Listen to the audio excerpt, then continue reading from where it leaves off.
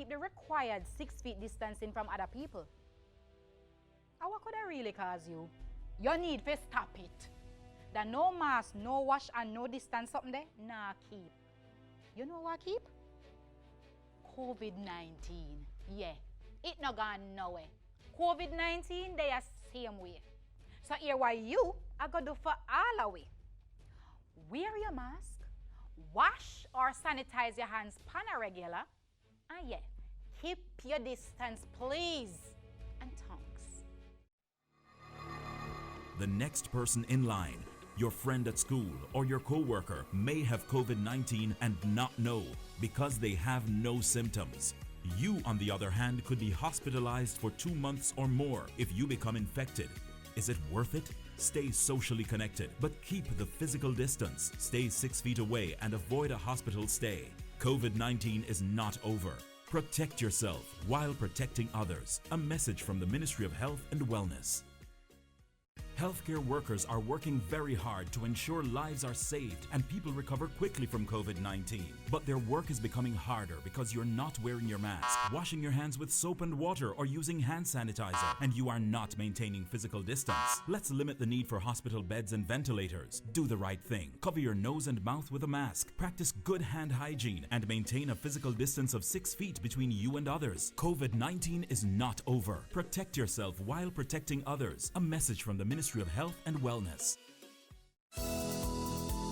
Reduce your risk of viral illnesses like the flu and coronavirus. Wash your hands frequently with soap and water. Cover your nose and mouth when coughing with a tissue and dispose of it. Avoid close contact with anyone with the cold or flu-like symptoms. If you think you've been exposed to COVID-19, stay home. Self-isolate immediately and call 888-1-LOVE. That's 888-663-5683. A message from the Ministry of Health and Wellness.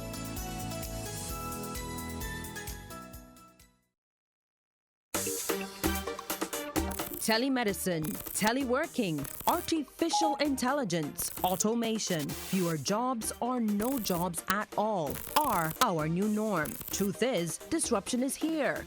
How do we in society adapt to agile ways of working and creating new skills, new jobs, new industries? Let us chat about what we do, where and how we work at our 3rd Caribbean Economic Forum. Our topic, the future of work is here. Our international panel includes Dr. Carmen Pages-Serra, Chief Labor Markets Division, the Inter-American Development Bank; Wayne Chen, President, Caribbean Employers Confederation; and Dr. Rochelle Haynes, International Human Resource Management Specialist and gig HR expert.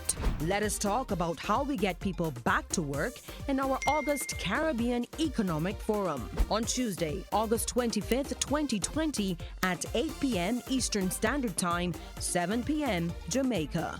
Tune in to this station or log on online.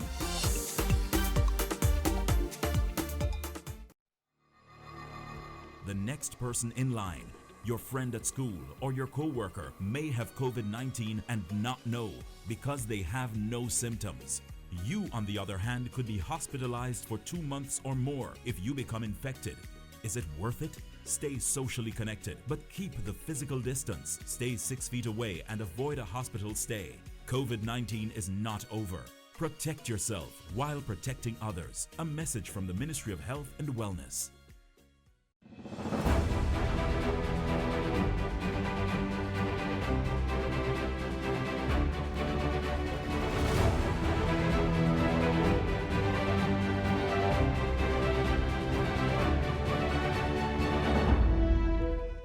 We feel invincible because we're young, but COVID-19 doesn't care about age. Anyone can contract COVID-19.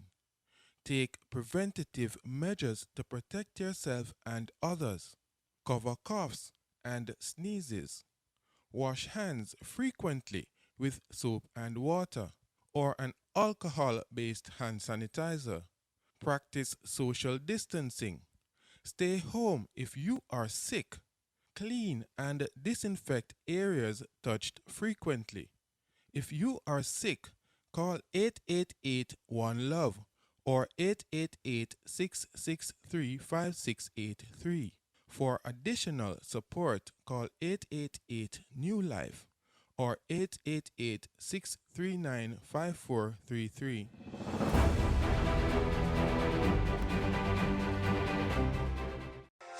Not all heroes wear capes. Some wear scrubs, masks, gloves, boots, and some may even carry a stethoscope.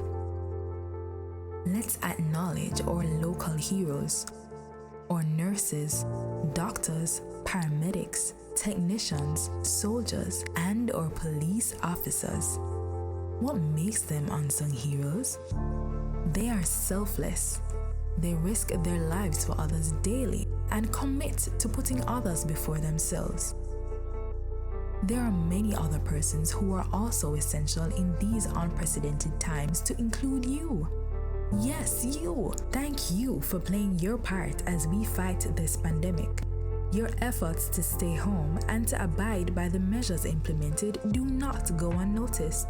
Please continue to help us keep you safe.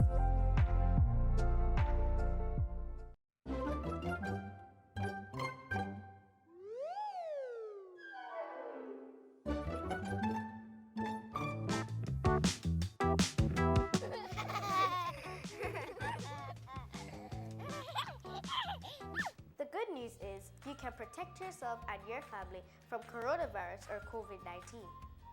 A face mask is one method used to prevent the spread of disease. They do so by reducing the spread of germs. When you cough, sneeze, or talk, you release tiny droplets in the air that may infect others. Please remember, disposable masks must be used once then thrown into a garbage can. To put your mask on, wash your hands for 20 seconds with soap and water. Check if there are any visible tears or holes on the mask. If there are none, hold the mask by the ear loops. Place a loop around each ear, then pinch or bend the stiff edge to the shape of your nose. Pull the bottom of the mask over your chin. If you have a face mask with a band, hold the mask in your hand by the nosepiece with your fingertips. You will see the headband hanging freely. Bring the mask to your nose level, then pull the top strap over your head. When it is time to remove the face mask, wash your hands with soap and water for 20 seconds. You can also use a hand sanitizer to clean your hands. Whatever you do, make sure you don't touch the front of the mask. Remember, the front of the mask is contaminated. If you have the face mask with a band, lift the band over your head to remove the mask. If you have a face mask with ear loops, only touch the ear loops. Hold both of the ear loops and gently lift and remove the mask from your face. Throw the mask in the garbage, then wash your hands with soap and water for 20 seconds. Protect yourself and your family from COVID-19.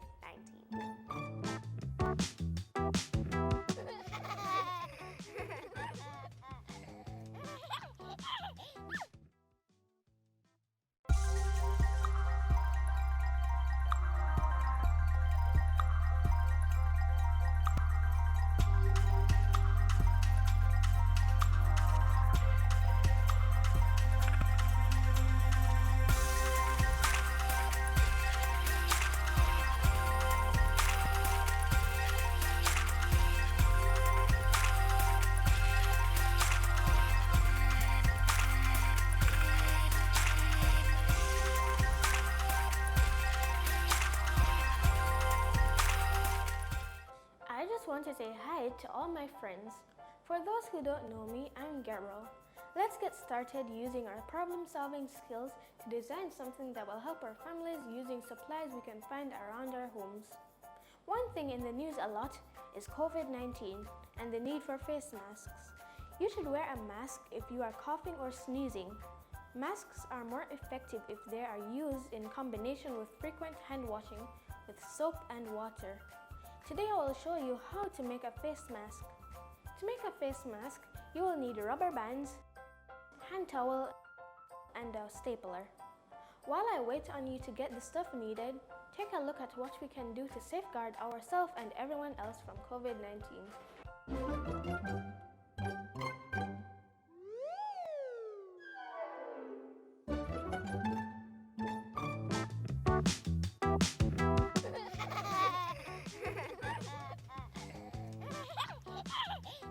The good news is you can protect yourself and your family against the coronavirus called COVID-19.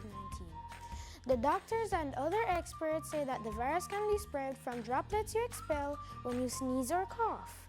When you sneeze, use a tissue, then throw the tissue into the garbage. Then wash your hands with soap and water. If you don't have tissues, you can sneeze into the central part of your elbow, just like this. That way, the germs are away from your hands. Protect yourself and your parents from the coronavirus or COVID-19.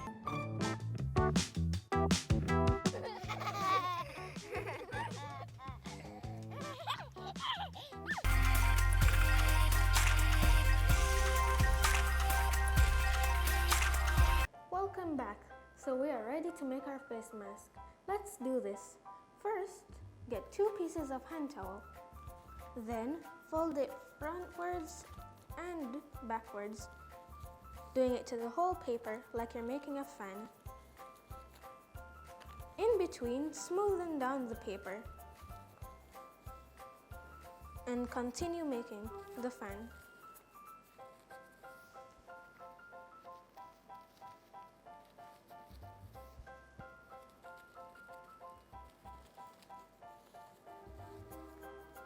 After doing it, put a rubber band in between the hand towel and flip it over.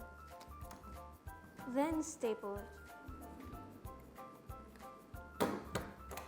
And do it for the other side as well.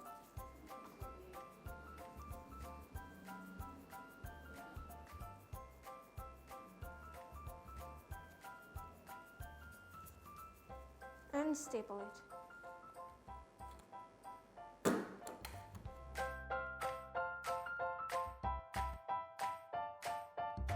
Open it up and then put it on.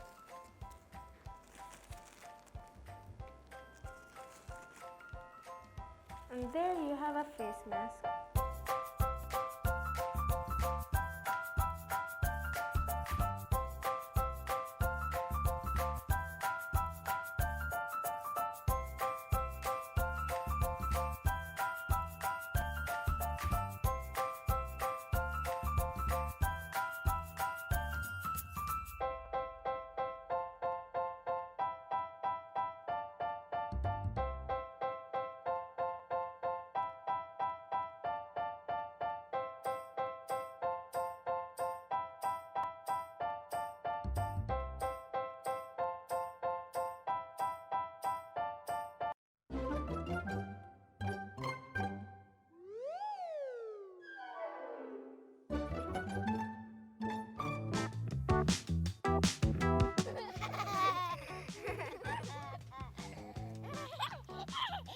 The good news is you can protect yourself and your family against the coronavirus called COVID-19.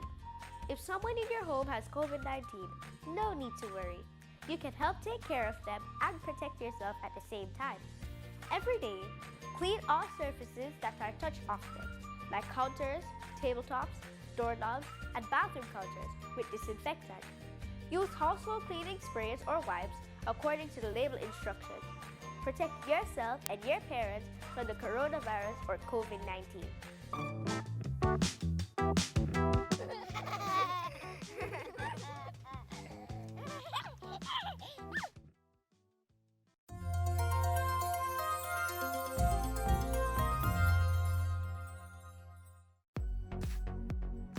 Social distancing aims to minimize physical contact between individuals and thereby reduce the possibility for new infections. The government has implemented a number of social distancing methods. These include closure of educational institutions, a reduction in the number of persons allowed at social gatherings, reduction in the number of persons in the workplace, measures for special groups such as the elderly, patients in hospitals, and the prison. Other severe methods of social distancing are quarantines or isolation. As much as possible, stay at home. But if you must go out, maintain a social distance of 2 meters or 7 feet. Stay calm, stay informed, stay at home.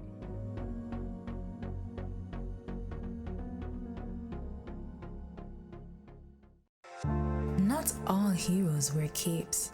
Some wear scrubs, masks, gloves, boots, and some may even carry a stethoscope.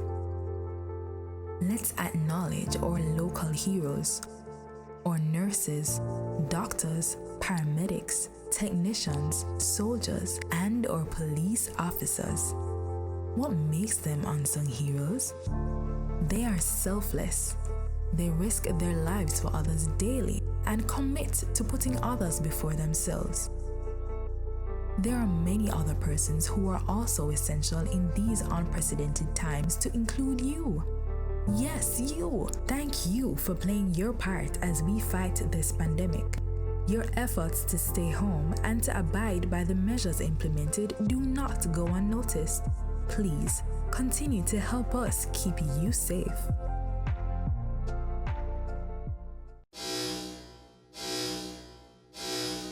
COVID-19 is still here. Always wear your mask correctly while in public places, covering your nose and mouth at all times. Masks should never be worn over the head, under your chin, below your nose, or hanging from your ears. Recovery from COVID-19 can take up to 60 days or more. The mask or the ventilator? You choose. A message from the Ministry of Health and Wellness. The point of wearing a mask is to prevent the spread of air droplets from persons who may or may not be infected. When wearing a mask, please ensure that the mask goes above the nose and below the chin. This might be a bit uncomfortable, but it's for your own safety.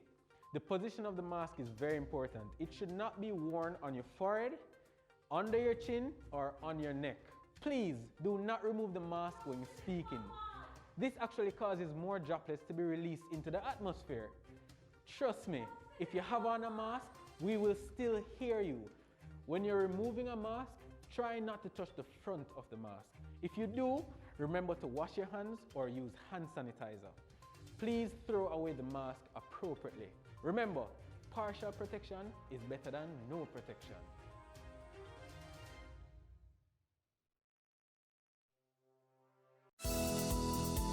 Reduce your risk of viral illnesses like the flu and coronavirus. Wash your hands frequently with soap and water. Cover your nose and mouth when coughing with a tissue and dispose of it. Avoid close contact with anyone with the cold or flu-like symptoms. If you think you've been exposed to COVID-19, stay home, self-isolate immediately, and call 888-1-LOVE. That's 888-663-5683. A message from the Ministry of Health and Wellness.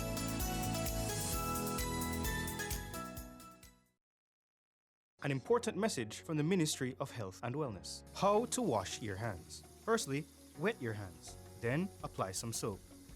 Rub your hands palm to palm. Lather the backs of your hands. Scrub between your fingers. Rub the backs of fingers on the opposing palms. Then clean your thumbs. Make sure to wash your fingernails and fingertips. Rinse your hands. Then dry with a single-use towel. Use this towel to turn off the faucet. And now your hands are clean.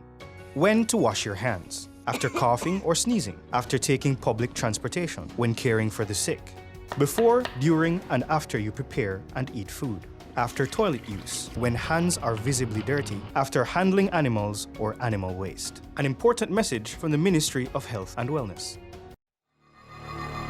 The next person in line, your friend at school or your co-worker, may have COVID-19 and not know because they have no symptoms. You, on the other hand, could be hospitalized for 2 months or more if you become infected. Is it worth it? Stay socially connected, but keep the physical distance. Stay 6 feet away and avoid a hospital stay. COVID-19 is not over. Protect yourself while protecting others. A message from the Ministry of Health and Wellness. Pedestrians must be careful before crossing the road, especially at nights. It is important to stop at the side of the road, look right, then left, and right again. Also listen out for oncoming vehicles before crossing. Cross only when safe to cross. Educate yourself.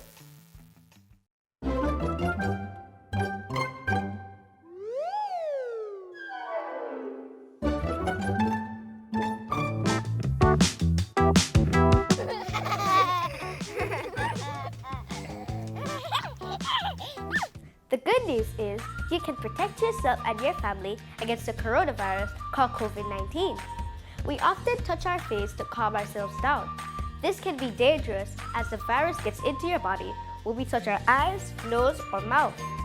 One way to break the habit of touching your face is to cross your hands.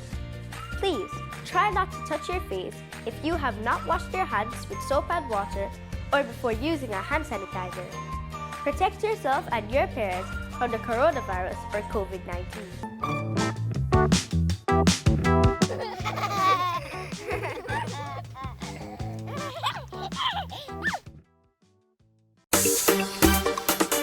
Telemedicine, teleworking, artificial intelligence, automation, fewer jobs or no jobs at all are our new norm. Truth is, disruption is here.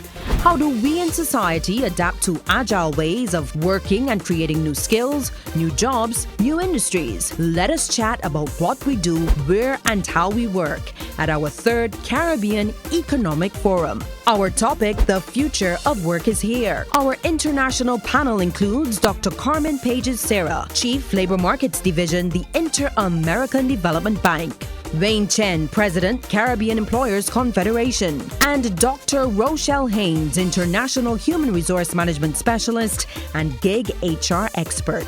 Let us talk about how we get people back to work in our August Caribbean Economic Forum on Tuesday, August 25th, 2020 at 8 p.m. Eastern Standard Time, 7 p.m. Jamaica. Tune in to this station or log on online.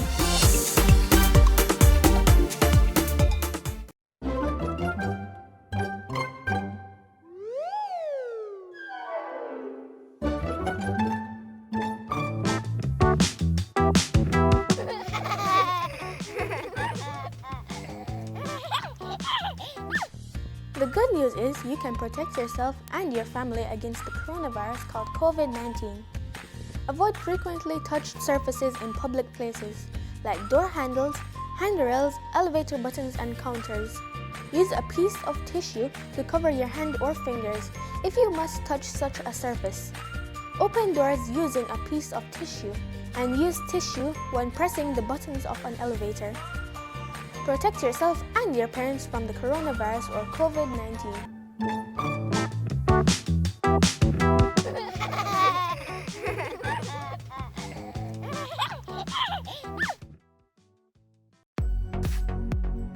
Social distancing aims to minimize physical contact between individuals and thereby reduce the possibility for new infections.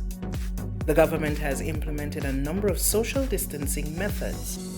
These include closure of educational institutions, a reduction in the number of persons allowed at social gatherings, reduction in the number of persons in the workplace, measures for special groups such as the elderly, patients in hospitals, and the prison. Other severe methods of social distancing are quarantines or isolation. As much as possible, stay at home. But if you must go out, maintain a social distance of 2 meters or 7 feet. Stay calm, stay informed, stay at home.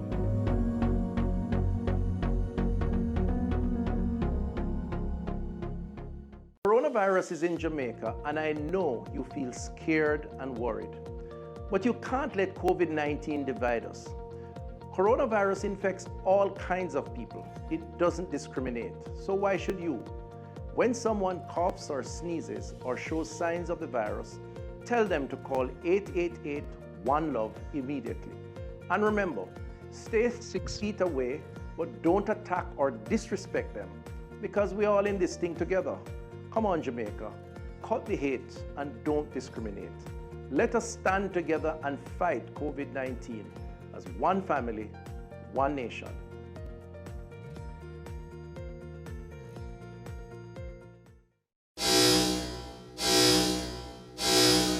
COVID-19 is still here. Always wear your mask correctly while in public places, covering your nose and mouth at all times. Masks should never be worn over the head, under your chin, below your nose, or hanging from your ears. Recovery from COVID-19 can take up to 60 days or more. The mask or the ventilator? You choose. A message from the Ministry of Health and Wellness.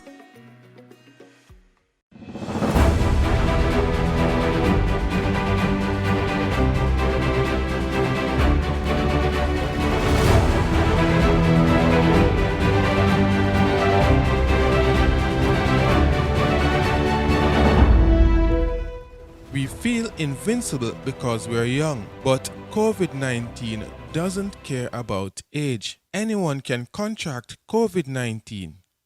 Take preventative measures to protect yourself and others. Cover coughs and sneezes.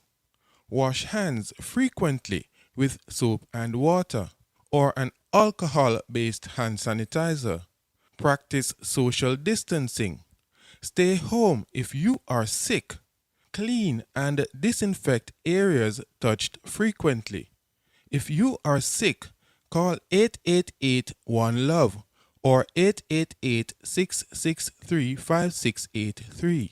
For additional support, call 888-NEW-LIFE or 888-639-5433.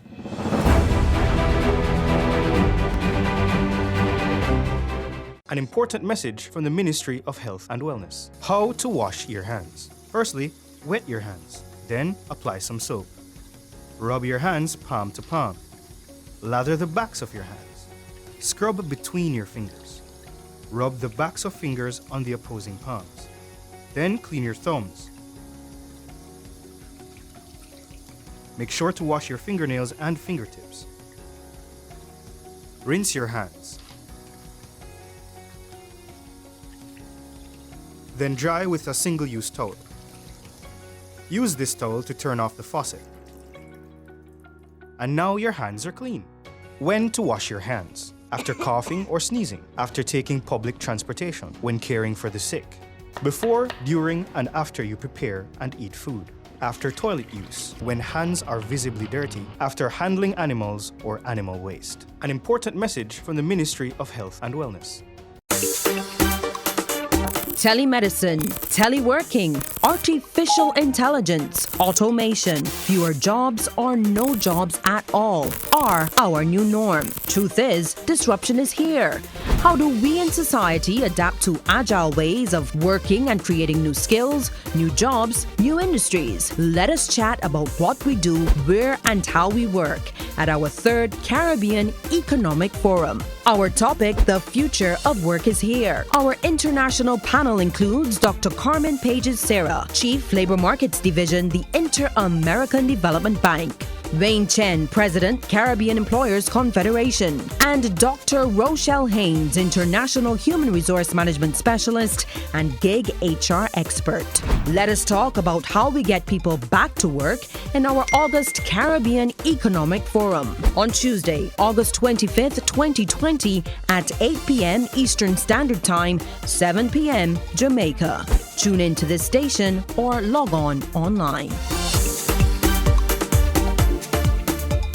A message from the Prime Minister of Jamaica, the Most Honorable Andrew Holness. Under the Disaster Risk Management Act, you must wear a mask in all public access places and in public transportation.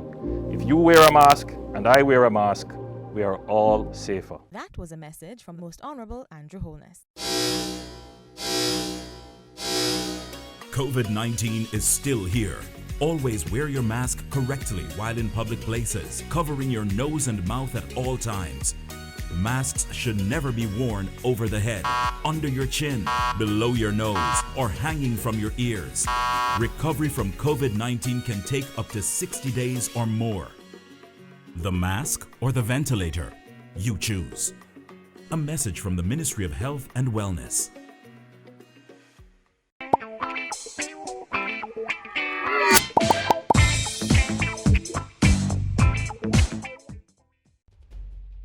Hello?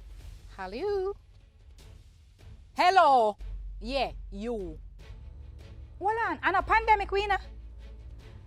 You're not wearing a mask, You now wash your hand and you now keep the required 6 feet distancing from other people. And what could that really cause you? You need to stop it. That no mask, no wash and no distance something there, nah keep. You know what keep? COVID-19. Yeah, it not gone nowhere. COVID-19, they are same way. So here why you are going to do for all of we. Wear your mask, wash or sanitize your hands pan a regular, and yeah, keep your distance please, and thanks. The next person in line, your friend at school or your co-worker, may have COVID-19 and not know because they have no symptoms. You, on the other hand, could be hospitalized for 2 months or more if you become infected. Is it worth it? Stay socially connected, but keep the physical distance. Stay 6 feet away and avoid a hospital stay. COVID-19 is not over. Protect yourself while protecting others. A message from the Ministry of Health and Wellness. Healthcare workers are working very hard to ensure lives are saved and people recover quickly from COVID-19. But their work is becoming harder because you're not wearing your mask, washing your hands with soap and water, or using hand sanitizer, and you are not maintaining physical distance. Let's limit the need for hospital beds and ventilators. Do the right thing. Cover your nose and mouth with a mask. Practice good hand hygiene and maintain a physical distance of 6 feet between you and others. COVID-19 is not over. Protect yourself while protecting others. A message from the Ministry of Health and Wellness. Reduce your risk of viral illnesses like the flu and coronavirus. Wash your hands frequently with soap and water. Cover your nose and mouth when coughing with a tissue and dispose of it. Avoid close contact with anyone with the cold or flu-like symptoms. If you think you've been exposed to COVID-19, stay home, self-isolate immediately, and call 888-1-LOVE. That's 888-663-5683. A message from the Ministry of Health and Wellness.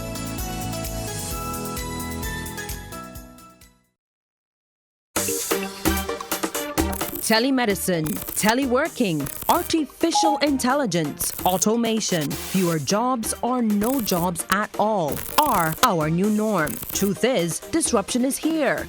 How do we in society adapt to agile ways of working and creating new skills, new jobs, new industries? Let us chat about what we do, where and how we work at our 3rd Caribbean Economic Forum. Our topic, the future of work is here. Our international panel includes Dr. Carmen Pages-Serra, Chief Labor Markets Division, the Inter-American Development Bank; Wayne Chen, President, Caribbean Employers Confederation; and Dr. Rochelle Haynes, International Human Resource Management Specialist and gig HR expert. Let us talk about how we get people back to work in our August Caribbean Economic Forum on Tuesday, August 25th, 2020 at 8 p.m. Eastern Standard Time, 7 p.m. Jamaica. Tune in to this station or log on online.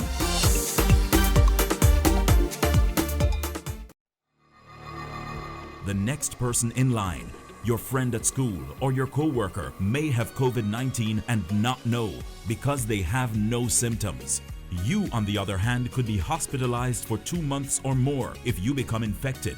Is it worth it? Stay socially connected, but keep the physical distance. Stay 6 feet away and avoid a hospital stay. COVID-19 is not over. Protect yourself while protecting others. A message from the Ministry of Health and Wellness. Want to learn how to use the internet to do everything from paying bills to earning an income online? Let the Digital Jampreneur Lizzie a Little show you how. That's the Digital Jampreneur Mondays, Tuesdays and Thursdays at 8 p.m. on PBCJ, the People's Station. The Digital Jampreneur is brought to you in partnership with Internet Income Jamaica.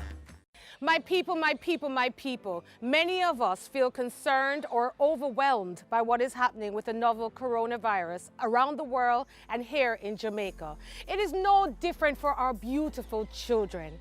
Parents and caregivers, I beg you to take the time to talk with your children about how they are feeling and how they can protect themselves. Guess what? We have some tips for you. Help your children not to panic. You know, sometimes when children hear the word corona or COVID-19, they panic, they get worried, and that's okay. But it's up to us to help settle their nerves. First thing we need to do is be calm as parents and adults. Stop. Breathe in, breathe out. And now is the time to start the conversation with your children to find out what they've heard or what they know. And then use age-appropriate language that your children will understand so that they can explore their fears and to comfort them. Also remind your children that most people who get COVID-19 do not get very sick and they do recover. Encourage your children to get the facts. There's a lot of fake news and wrong information out there, so please encourage your children to get the facts. Now, your older children especially who are exposed to social media, they could be exposed to a lot of wrong information. So hear what? If your child asks you a question and you do not know the answer, now is not the time to guess. What you're going to do is you're going to check reliable sources. You're going to check the World Health Organization. You're going to check PAHO, the Pan American Health Organization. You're going to check the Ministry of Health and Wellness. And of course, you're going to check UNICEF. They are good sources of information. Check them, and you and your child can learn. No, it's not about the doom and gloom alone, you know. I want you to share the good stories too. The stories of triumphs, the stories of our health sector workers who are on the front lines ensuring that we bring this pandemic under control. Listen, in every obstacle you have opportunity. This is a good time for some family time getting closer, all right? Make sure your children know how to protect themselves. So talk to them about 6 simple steps. Number 1, wash their hands. And I don't just mean talk to them, but show them how to do it the right way. They're to wash their hands frequently with soap and water for about 20 seconds. Or if you're like my 8-year-old daughter, she'll tell you the length of time it takes you to sing the ABCs. Whatever you do though, make it fun, especially if you have younger children. Make up a dance, make up a song, just have them washing their hands as much as possible. Number 2, they are to cover those mouths and noses if they're coughing or sneezing. And they should do it with a bent elbow, or as I like to call it, the dab. Or they can go ahead and use a tissue, just that as long as they throw away that tissue in the bin. Remind them they're not to leave it on any surfaces or areas. Number 3, and this is an important one, avoid close contact with persons who might have the cold or flu-like symptoms, but also remind your children not to be unkind to those persons who might be sick. We want to show them love and respect in all of this. Number 4, and I know this is a hard one, but remind your children to avoid touching their face as much as possible. Number 5, use or create new ways of greetings. You heard me.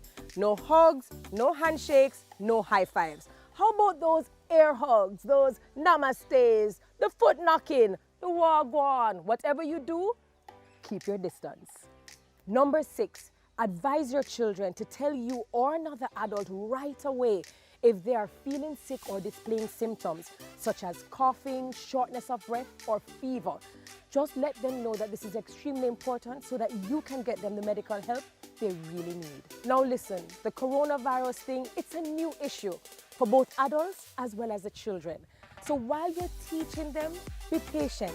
Make sure that it is conversational. Make sure you're holding a reasoning. This is not a beat and teach kind of situation, all right? And the most important thing for you to remember is that children live what they learn. So while you're teaching them, you have to be doing it as well. So just stay safe.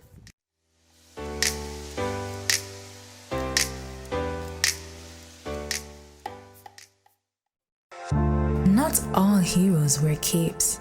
Some wear scrubs, masks, gloves, boots, and some may even carry a stethoscope. Let's acknowledge our local heroes, our nurses, doctors, paramedics, technicians, soldiers, and our police officers. What makes them unsung heroes? They are selfless. They risk their lives for others daily and commit to putting others before themselves. There are many other persons who are also essential in these unprecedented times, to include you. Yes, you. Thank you for playing your part as we fight this pandemic. Your efforts to stay home and to abide by the measures implemented do not go unnoticed. Please continue to help us keep you safe.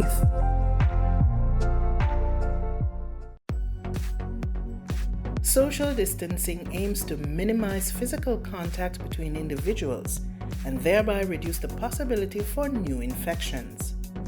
The government has implemented a number of social distancing methods. These include closure of educational institutions, a reduction in the number of persons allowed at social gatherings, reduction in the number of persons in the workplace, measures for special groups such as the elderly, patients in hospitals, and the prison. Other severe methods of social distancing are quarantines or isolation. As much as possible, stay at home. But if you must go out, maintain a social distance of 2 meters or 7 feet. Stay calm, stay informed, stay at home.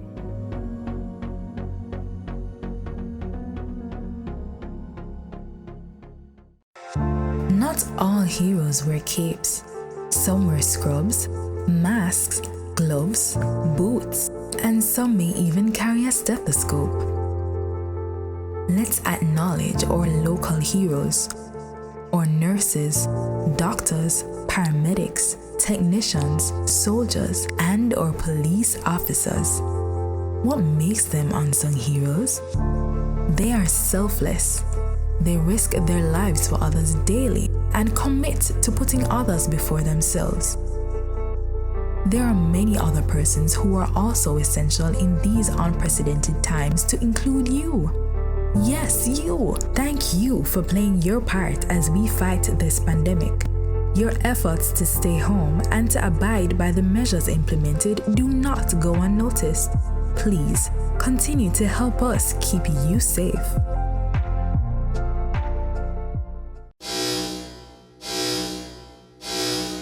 COVID-19 is still here. Always wear your mask correctly while in public places, covering your nose and mouth at all times. Masks should never be worn over the head, under your chin, below your nose, or hanging from your ears. Recovery from COVID-19 can take up to 60 days or more. The mask or the ventilator? You choose. A message from the Ministry of Health and Wellness. The point of wearing a mask is to prevent the spread of air droplets from persons who may or may not be infected. When wearing a mask, please ensure that the mask goes above the nose and below the chin. This might be a bit uncomfortable, but it's for your own safety.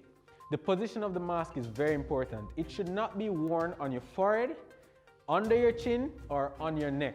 Please do not remove the mask when speaking. This actually causes more droplets to be released into the atmosphere. Trust me, if you have on a mask, we will still hear you. When you're removing a mask, try not to touch the front of the mask. If you do, remember to wash your hands or use hand sanitizer. Please throw away the mask appropriately.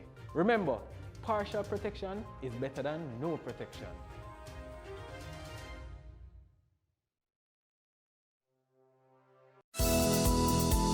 Reduce your risk of viral illnesses like the flu and coronavirus. Wash your hands frequently with soap and water. Cover your nose and mouth when coughing with a tissue and dispose of it. Avoid close contact with anyone with the cold or flu-like symptoms. If you think you've been exposed to COVID-19, stay home, self-isolate immediately, and call 888-1-LOVE. That's 888-663-5683. A message from the Ministry of Health and Wellness.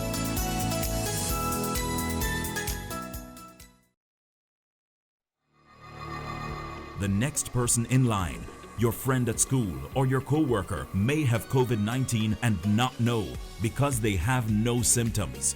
You, on the other hand, could be hospitalized for 2 months or more if you become infected.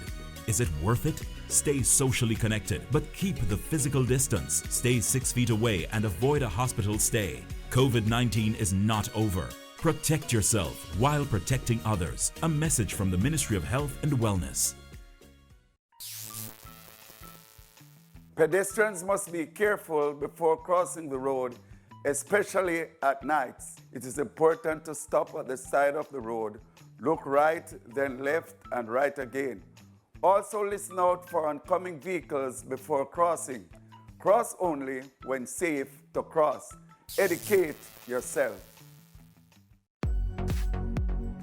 Social distancing aims to minimize physical contact between individuals and thereby reduce the possibility for new infections. The government has implemented a number of social distancing methods. These include closure of educational institutions, a reduction in the number of persons allowed at social gatherings, reduction in the number of persons in the workplace, measures for special groups such as the elderly, patients in hospitals, and the prison. Other severe methods of social distancing are quarantines or isolation. As much as possible, stay at home. But if you must go out, maintain a social distance of 2 meters or 7 feet. Stay calm, stay informed, stay at home.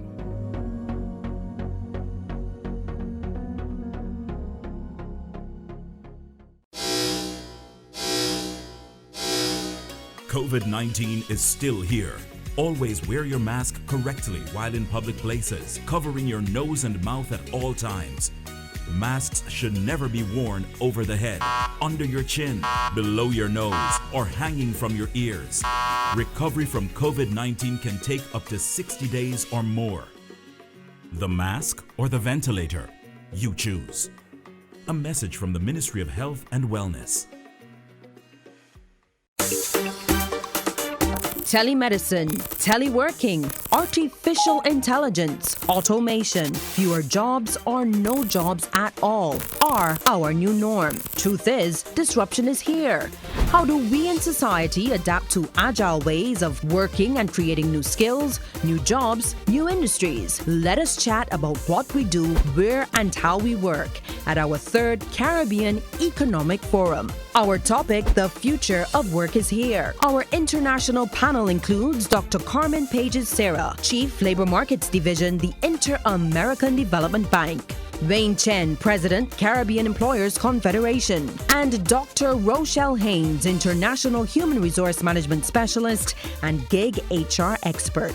Let us talk about how we get people back to work in our August Caribbean Economic Forum on Tuesday, August 25th, 2020 at 8 p.m. Eastern Standard Time, 7 p.m. Jamaica. Tune in to this station or log on online. Oil prices plummet, stock prices plunge, and economies around the world are paralyzed. The impact of the global pandemic, COVID-19.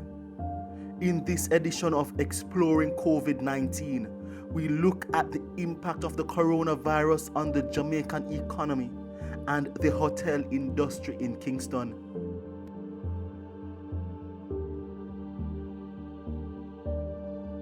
The core economies in Jamaica, we can break them down into 2 major sectors, services and goods producing sectors. And as we know, the servicing sectors, a huge component of that is tourism, right? And then we have our restaurants and bars and all these other services, financial services, right? And we also, the wholesale, the retail, all of those services, because remember, one of the things about services is that they're high contact. A lot of person-to-person interaction happens. And then we have the goods producing, so agriculture, mining, manufacturing, and construction. Those are the goods producing sectors. Now, when we look at COVID-19 and how that virus is transmitted, we know right away that the direct impact will be in the services sector because the mode of transmission, right, is close contact with another person. And this is why we found that tourism, the impact was so intense and severe on tourism, on the tourism sector. And as a result of that, all the other industries that are part of that sector or interact with the tourism sector were impacted. So you look at a hotel that is a major player in the tourism sector, and because of the lockdown and the physical distancing, there was no business happening. So when you think about now agriculture and all the farmers who would then be supplying produce to that hotel, they are immediately impacted because they would have been preparing to sell to their client. And so they will now have all of this excess. And the good thing is that the government did put something in place to try and help them to get rid of some of that excess to the local population. Because other than that, we would have had significant wastage. And we see that in the poultry industry, we saw in the egg industry also where there was a lot of excess capacity. And the idea was to try and get rid of it as quickly as possible before it began to spoil because we don't have adequate storage. And so the impact of COVID was direct in some instances and then indirect because of the fallout from the other sectors that are linked to the tourism industry. When we look at retail and wholesale, again, high contact areas, right? And because the government had to make a decision to partially shut down the economy in order to reduce the transmission of the virus, all those sectors were negatively impacted. The other thing we look at is that when you look at the fact that many persons who work and earn from these sectors were not earning or earning significantly less, then the impact is evident. So the retail and the wholesales are then impacted indirectly because of the impact on demand. When we look at the transportation sector, many of them directly linked to tourism. So that was a direct hit for many of those in that sector. And then again, when you look at the local population and the fact that we had social distancing and staying at home, the transportation sector got hit significantly. So when you look at it in a nutshell, it's a domino effect because you get the direct hit because of the protocols that had to be put in place in order to protect us from the transmission of this virus. And then out of that, we then got the economic impact that was then affecting everybody else. Globally, economies have taken a significant hit from this virus. We declined 5% in the first quarter. The projection is 14% because if you remember, when it started, mid-March is when we really started taking action, and that is when we really started to see the impact. But the major part of the impact came up until we're now in the second quarter. So this is when we're going to see the more significant decline of between 12 and 14% as projected. You will also find that in any economy and in any recession, that there are companies that, because of the elasticity of the products, in other words, when there's an economic downturn, there's not significant decline in demand. So things such as food, staples, you will not see significant decline. You may see a little bit of decline because, of course, consumers are a little bit more careful about how they spend. So the luxuries, things like maybe.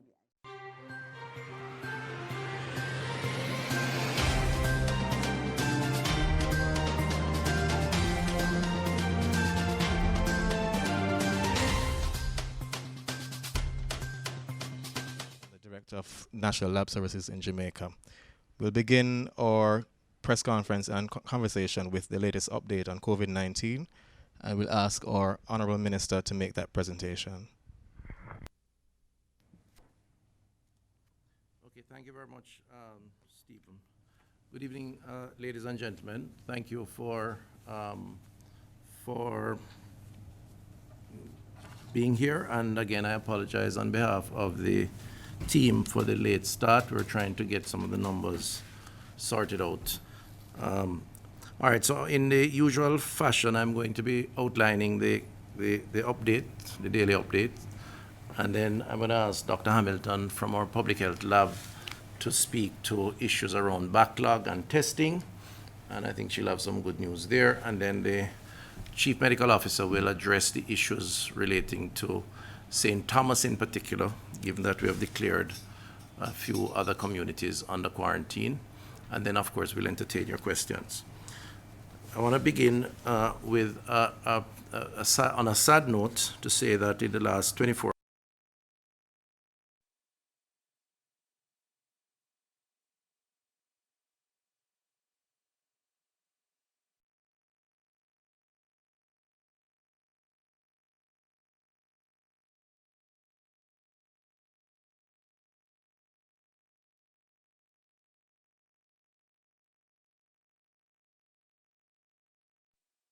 is a male at 74 years.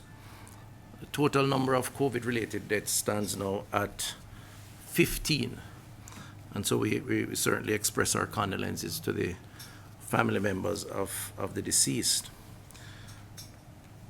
I'd like to also say regrettably that today represents an extraordinary day over the last 24 hours at least for COVID-related positive cases, as today we have confirmed some 98 new samples that have tested positive for COVID-19 in the last 24 hours. 10 of the 98 are from the backlog cases, and so the rest, 88, are cases that are current, which of course is cause for some greater levels of concern.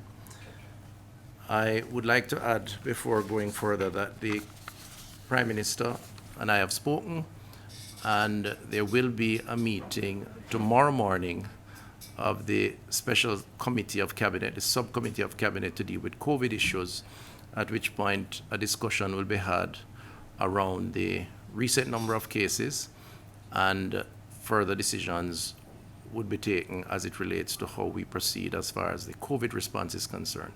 As you know, it is something that we monitor on a daily basis, and the Prime Minister is on record, as am I, of saying that if there are surges or spikes, as the case may be, that requires further assessment and response, then those decisions will be taken in the public health interest. And certainly in terms of the numbers today, it does suggest that there is need for an analysis of the numbers, which has started, which is why we're late, and decisions, of course, are taken by the Cabinet of Jamaica. And so that committee will meet tomorrow to study and take the necessary decisions. The total number of confirmed COVID-19 cases in Jamaica is now at 1,290. The newly confirmed cases are 46 males and 46 females, and 52 males, with ages ranging from 4 years to 80 years. The cases were recorded in St. Thomas, 5, Clarendon, 7, St. James, 4, St. Catherine, 17, Kingston and St. Andrew, 53, St. Mary, 3, St. Anne, 3, Westmoreland, 2, and Manchester, 4. 10 of the 98 cases, as was said earlier, were imported, 8 arriving from the USA and 2 arriving from India, 7 contacts of confirmed cases, and 80 are under investigation. 1 local transmission, not epidemiologically linked. In terms of recoveries, 16 additional cases have recovered and been released from care. Total recoveries now stand at 788, or 61% recovery rate. 71 patients were repatriated to their countries of origin. There are now 416, or 32.2%, active cases currently under observation. There are 8 moderately ill patients, and there is 1 critically ill patient at this point in time. In terms of classification, the 1,290 cases are classified as 429 imported cases, 404 cases that are contacts of confirmed cases, 104 local transmission cases not epidemiologically linked, 236 related to the workplace cluster in St. Catherine, and 117 under investigation. The gender classification, 54% of the confirmed cases, or 692, are females, and 46%, or 598, males, and the ages ranges from 2 months to 88 years. So far, up to the last 24 hours, we have done some 50,683 samples have been tested, with 49,279 negative and 114 pending. In the last 24 hours, 1,468 new samples were tested.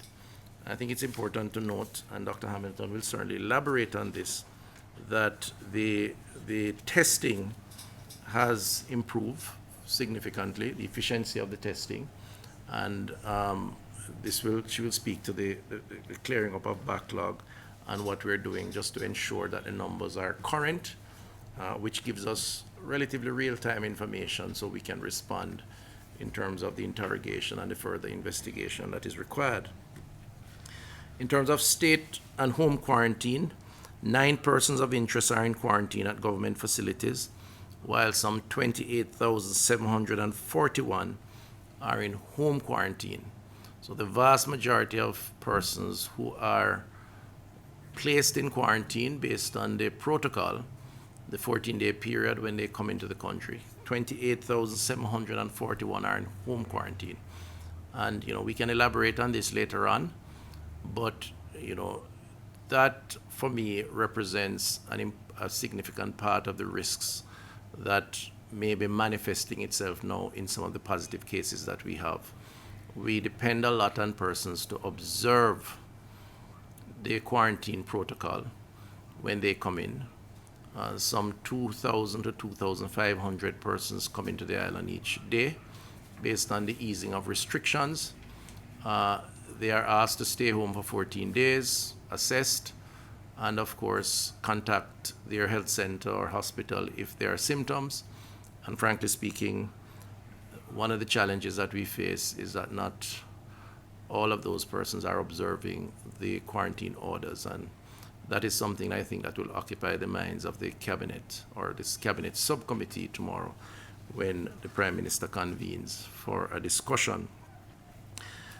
The community quarantine, there are 2 parishes with communities under quarantine, as has been announced, Clarendon and St. Thomas. The Sandy Bay in Clarendon and in St. Thomas, the quarantine areas are Lower Summit, Church Corner, and Bamboo River. The efforts on the ground continues in those communities,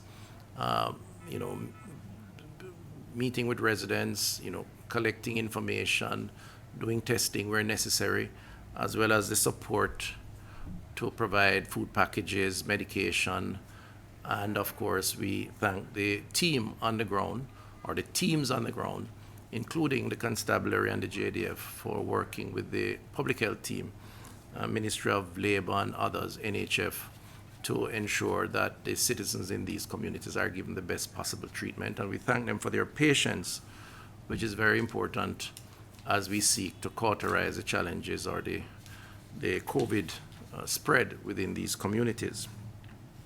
Based on our information that we've garnered over the last few days, we've had to extend the quarantine period in those communities. The Prime Minister announced the extension, but we have also, and that is up to September 2nd.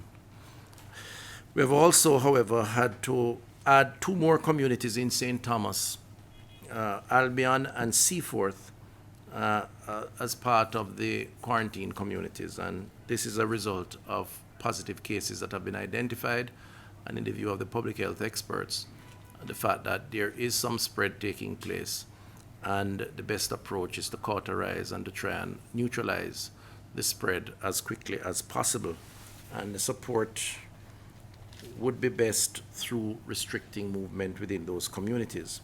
So those 2 communities, Albion and Seaforth, the quarantine period began at 5 a.m. today, Thursday, August 20, 2021, and will run for 14 days ending September 2nd. These communities have seen some 13 cases over the last few weeks. Many of the cases are symptomatic, and it's important to note that because it is in the display of symptoms that spread takes place more readily. The coughing, the sneezing, and it is the droplets that will spread on surfaces or on individuals, which creates the kind of multiplier impact. And so it's very important that the symptomatic are detained, if you will, in an institution or at home in order to control the possibility of spread. So it's a big cause for concern and for transmission. Community surveillance will be carried out over the next 2 weeks to detect any new cases and to implement appropriate measures to contain spread within the parish. We assess each day, so if it is determined that we are making progress even within that period, we will determine as to what the next steps will be, which could include anything from lifting to extending. But the team on the ground would need some time to assess and to make a recommendation. The parish health departments and our partners have been on the ground and continue medical surveillance, welfare and public education, as well as pharmacy services through the National Health Fund. And shopping days in these communities remains, as is the case in the other communities, Mondays, Wednesdays, and Fridays. In terms of a summary of our efforts in Sandy Bay, Clarendon, and Lower Summit, Church Corner, and Bamboo River in St. Thomas, as at Wednesday, August 19, it's as follows. In terms of samples collected, Clarendon 334, St. Thomas 743, homes visited in Clarendon 1,077, in St. Thomas 465, persons interviewed 2,521 persons interviewed in Clarendon, 429 in St. Thomas. Persons reached by health education officers, 2,443 in Clarendon, 1,400 in St. Thomas. Prescriptions filled, providing medication through the NHF, 169 in Clarendon, 458 in St. Thomas. Team members on the ground daily, 45 in Clarendon and 51 in St. Thomas. And of course, the positive cases, 14 in the quarantine zone in Clarendon and 37 in St. Thomas. Let me just close this segment of the discussion by saying it's so important that Jamaicans recognize or remind themselves that the COVID pandemic is still real. It's affecting the world. I mean, many countries are experiencing surges now. And Jamaica, as far as the assessment appears, is seeing a surge in cases. We have always maintained that with the lifting of restrictions, the risk profile of the virus would change. We have always maintained in public health and indeed the government that the assessment would be done on a daily basis, and the extent to which there are changes that may represent an increased threat, then clearly the government will consider, take advice, and will make an appropriate changes in the interest of the country. We have also said, just to remind the public, that as we move to restore a sense of normality to our society, to our economy, by allowing persons greater freedom of movement, not just within country, but between ourselves and other countries, and that risk profile adjusts, we would be preparing ourselves to place greater emphasis on surveillance at the community level. And that's why we have engaged 1,000 community health aides. We have trained them and retrained those already in the system. That's why we have adjusted, because of the sheer numbers, the concept of home quarantining as opposed to institutional quarantining. And all combined would mean a different approach to managing COVID. Now, I would like to say, and I know it may seem not the case because of the sheer numbers, but I would like to say that I think the adjustment that we have made as public health and indeed as a country from a policy perspective, where we have adjusted the strategy to monitor through surveillance and to respond or intervene based on the intelligence that we gather on the ground, that system is working. Indeed, most of the cases that are picked up to date are cases that are linked to some form of investigation, contact tracing of original cases or initial positive cases. So we are gathering the information, discerning what is happening, and intervening as appropriate, which is why we quarantine communities. Now, that does not mean that this strategy may not have to be adjusted in terms of pulling back on the easing of some of those restrictions. It ultimately is the call of the cabinet, and the cabinet and the Prime Minister has never been afraid to make that call where that call is necessary. So I have full confidence in his ability and in the abilities of my colleagues to do so. But public health's advice on the issue is going to guide that process. And so I say all of this to say to the public, while it is concerning that we have 98 cases in a day, 88 being current, the highest number of cases that we have had, it hopefully is not a signal to the populace to panic. It is, however, a signal to the populace to renew their commitment to the COVID protocols that we have established. Wearing of the masks, sanitizing, 6 feet distancing. It is a commitment to be our brother's keeper, and for those who are breaching the home quarantine, to advise them sternly not to, and or to report where you think it is necessary so that appropriate action can be taken. Because frankly speaking, it represents now a weak link. And all of us have to play our role. The government alone cannot do it. The public health team alone cannot do it. While I think they are doing well in picking up these cases and responding to these cases, if the rest of us don't play our part, then we can easily be overwhelmed by the sheer numbers. And that is what is of greatest concern from my perspective as minister, and I'm sure by the government and indeed by the public health team. So we want to just move now to summarize the first page, and then we move to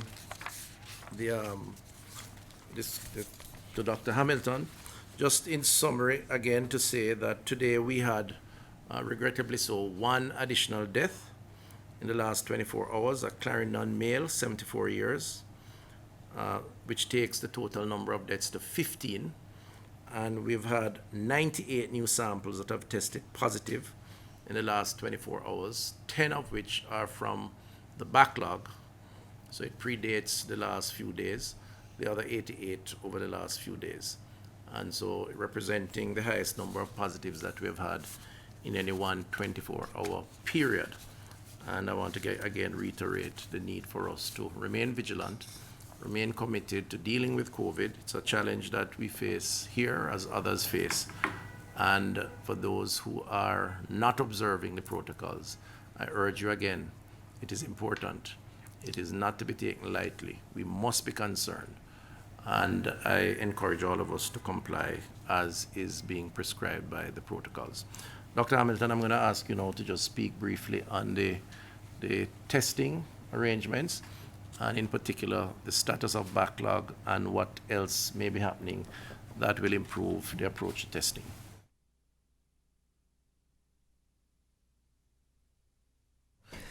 The Honorable Minister is correct. I do have good news for you this evening.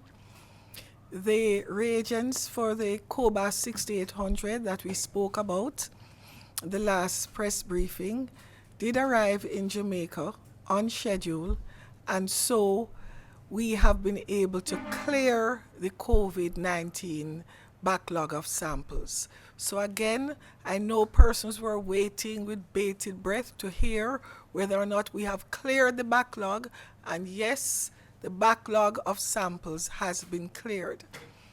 I want to emphasize, though, that the reagents that we got in country were not just enough to clear the backlog, but we do have an adequate number of reagents in country to deal with not just routine surveillance, but with surveillance exercises coming out of all the investigations that will be required around the new positives. So, in short, we have surge capacity in the system, and we will be able to ramp up the testing as required. So the backlog is cleared, we have adequate reagents, and we are able to meet any challenges that may come our way at this time with respect to testing. I want to also repeat something that the Minister has said a number of times this evening, but it bears repeating. Of the 98 new samples that have tested positive, only 10 were from the backlog. That means that 88 of these samples are samples that are from recent days. And it's important for us to recognize this, because we don't want to get into a situation where we think that most of the samples are from the backlog, so we're just reporting on what was. But right now, nothing much is happening. We want you to be aware of the fact that the backlog samples were minimal compared to the samples from recent times. Now, this does not have to cause us to panic, get alarmed. What we are saying is this: we all need to pay attention to the recommendations that have been made. We all need to adhere to the social distancing, to the wearing of masks, and to hand sanitization to ensure that the levels of COVID positive samples do not continue to escalate. So we have enough samples, we have enough reagent to test at this time, but we are asking that you work with the protocol so that we don't need to be doing a lot of surveillance testing around new cases, because together we are going to keep those cases down. Thank you. Thank you very much, Dr. Hamilton. So a positive news there that we have, in fact, managed to bring the backlog under control, basically, to clear up the backlog. So hopefully we will keep it that way. Yes. And the capacity of our testing institutions now allows for us to test relatively freely without much hindrance, and therefore we hope that the numbers from here on in will represent the current cases, which helps us in the planning process, helps in the recovery process, helps us in the containment process. So it's all around a very positive development. Okay, I'm going to ask now the Chief Medical Officer to speak to St. Thomas, where on the ground there is a lot of activity taking place based on the community transmission that we're observing, which led to 2 other additional communities being restricted yesterday. CMO. Good evening, everyone. Thank you, Minister. So just want to give a little overview of what is happening in St. Thomas so that the public can be aware. So the St. Thomas Health Department was notified of 3 cases of coronavirus in April 2020. And between April 2020 and July the 31st, we had no other cases reported. However, since then, the parish has had 89 cases up to August 16th in the space of about 17 days, including 1 death. And then for the last 3 days, we have had additional cases that have brought us up to 107 cases. So essentially, over the last 3 weeks, we have seen a spike in the number of cases from St. Thomas, going from 3 cases that was prior to the end of April to 107 additional cases in the last 3 weeks. Now, these cases have been reported from across all the 4 health districts of the parish, but the majority of the cases, over 50% of the cases, are from the communities of Church Corner, Bamboo River, and Summit. These 3 adjacent communities were named a quarantine area on August 6, 2020. And this just gives us a map of the area that was placed under quarantine. Next. slide. Now, up to August the 16th, we can see that the number of cases had spread right across the parish. So we were seeing cases from about 19 communities across the parish. Since then, between the 16th and the 19th, we've had additional cases, 17 additional cases coming from additional communities. And so therefore we have about 25 communities across the parish that we are seeing cases. Next slide. Now, this map gives us a visual feel of how the cases are occurring right across the parish. So from on the western side of the parish, from Albion going to Yallas, Pomfret, and in the center of the parish where we have the community quarantine in the Morant Bay area, Spring Gardens area, Seaforth, York, and then going across to the eastern part of the parish, Airy Castle, Port Morant, Barking Lodge, Hampton Court, Wheelers Field. All these communities have been affected. Next slide. Next one after that. Next slide. Right. The lines gives us an idea of how these cases are connected. And we can see here that many of the cases have been connected and actually arise out of the problem that we had in the quarantine area of Church Corner, Bamboo River, and Summit. Next slide. So the positivity rate as at August the 16th for the parish was 7.8%. And the positivity rate for the entire parish remains high. And for the community quarantine area, we had a positivity rate of 16%. I would just want to remind the public that overall for the country, we have a 2.8% positivity rate. So these rates are considered to be quite high. The positivity rate for the Morant Bay Health District, which includes the quarantine area, is 12.3%. For the Golden Grove Health District, 15.4%. For the Trinityville Health District, 15.2%. And for the Yallas Health District, 15.9%. The positivity rates for the Golden Grove, Trinityville, and Yallas Health Districts are similarly high. The highest positivity rate occurs in the community in quarantine area, as we had indicated, and the lowest positivity rate in the Morant Bay Health District overall for that health district at 12.3%. Now, I had mentioned before the amount of communities that have been affected, and therefore this extent of what was happening in St. Thomas has triggered us to look at this threat that there is to this entire parish, because there's a significant risk of exposure for persons living in the parish, persons who travel to the parish, and persons who traverse the parish. And as such, we have instituted 2 other quarantine areas in the area of Albion and in the area of Seaforth.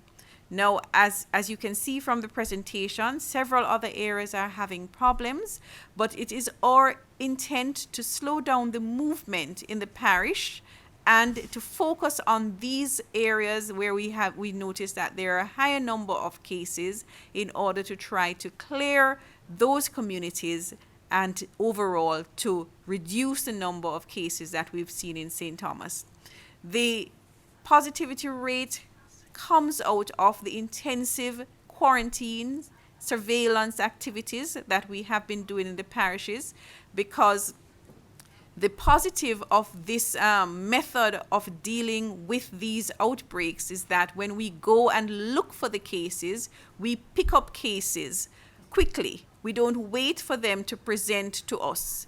We pick them up when they are asymptomatic, and we're able to remove these cases from the community. So a high pickup rate in this area is what we aim for, to find out all the positive cases and to be able to keep these away from the rest of the communities to prevent spread and therefore to cauterize what is happening in the parish. And this is what our intent is for the other quarantine areas and essentially in all the community surveillance, we intend to pick up the cases, and so you are going to see our numbers of cases going up, because with every case that we investigate, we do intensive contact tracing and surveillance within the communities to find the positive cases, essentially before they find us, and to be able to manage them appropriately and therefore to cauterize the problems that we are seeing.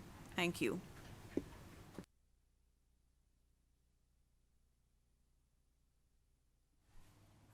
Okay, thank you very much. So there you have it, ladies and gentlemen. We've given our report and a few updates, particularly as relates to testing and St. Thomas.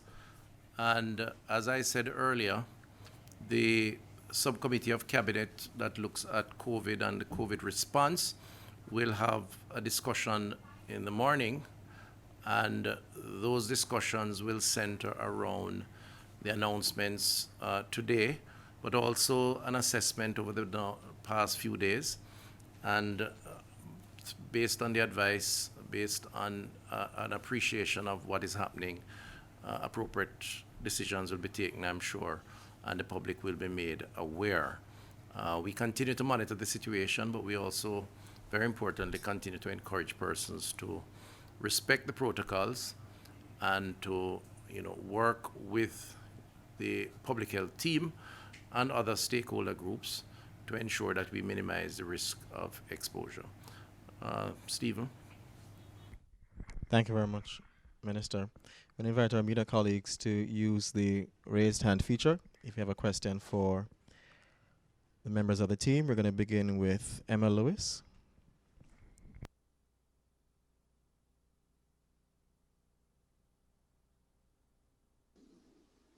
Sorry about that. Can you hear me okay? Yes, go ahead, please. Okay. Quickly,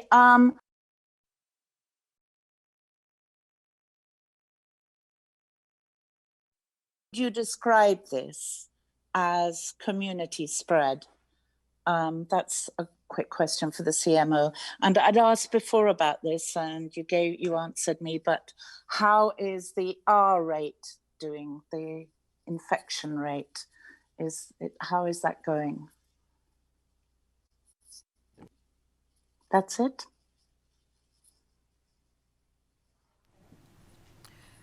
Right. So what we have in St. Thomas is described as a cluster of cases, because we are finding that within the parish we have a cluster where we have a number of the cases are actually related to one case that was found, and we had instituted the community quarantine.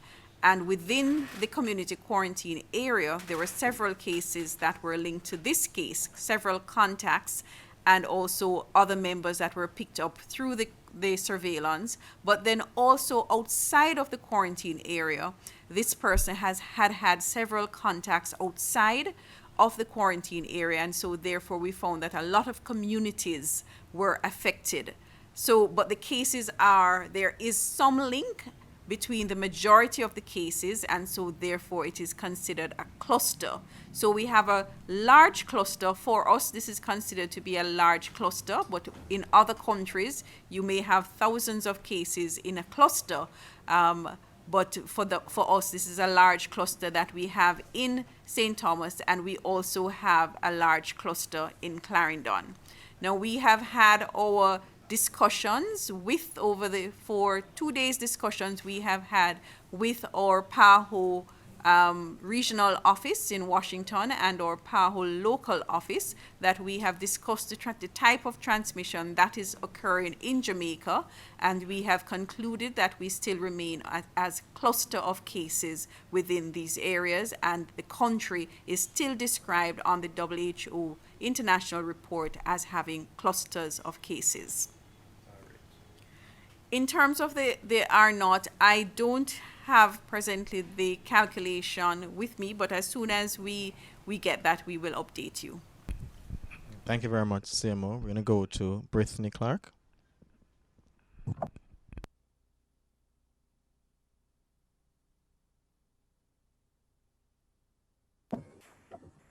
Okay, hello, good evening, everyone. Are you hearing me clearly? Yes, go ahead, please. Okay, so given the increase, so good evening again, given the exponential increase in the COVID-19 cases, what recommendations does the ministry have with regards to the hosting of elections and the reopening of schools? And given the circumstances, is the health ministry making considerations to have students and teachers tested ahead of the resumption of school? Thank you. Right. Well, thank you very much for that, Brittany. Please recall that I had indicated earlier in my presentation that the public health recommendations and reports would be considered by the subcommittee of cabinet dealing with COVID, chaired by the Prime Minister. So I would not want to venture a response on those issues until that deliberation takes place, because it's a decision that's not made at this level. It's a decision that's made ultimately by the cabinet. So I'm going to ask for your patience and allow tomorrow to take place, and then we'll be happy to respond appropriately to those questions. Thank you. Thank you, Minister. We're going to go to Althea Saunders. Hi, good evening. I just wanted to know, what is the current capacity for quarantining in government facilities? And will the Ministry of Health, or is the ministry contemplating at this point moving more persons into government quarantine, given that, you know, it's obvious that persons are not observing the quarantine rules, some persons? Yes, I'm going to ask the Permanent Secretary to speak to the government capacity for quarantining at this point in time. Thank you very much, Minister, and thank you for the question. So at this point in time, the government has quarantine facilities in every region, but centrally, we have entered into arrangements with 2 local hotels to provide accommodations for quarantine facilities, with approximately 400 rooms being made available to conduct any sort of exercise that we may deem necessary over the next coming weeks. Let me comment on that, if I will. The issue around quarantining and government facilities has to be placed in a context. When we started on this COVID response journey, it was not difficult to establish publicly funded facilities, whether through collaboration with the private sector or otherwise, to house the limited numbers that we picked up based on the major restrictions at our ports of entry, sea and airports, and the limited sort of spread in country. So we could house persons.